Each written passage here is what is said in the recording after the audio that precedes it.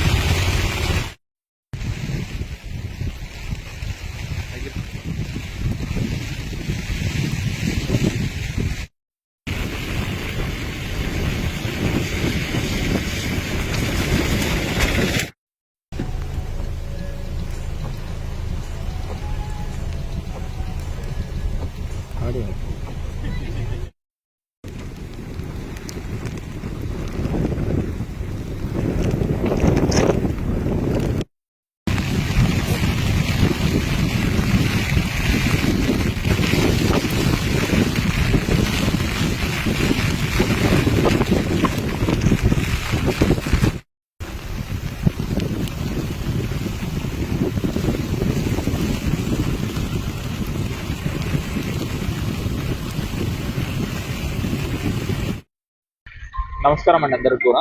So మనకి ఈ రోజు చాలా ఉధృతంగా వీస్తున్నాయండి గాలులు కూడా, మరియు సముద్రం కూడా చాలా ముందరికి వచ్చింది.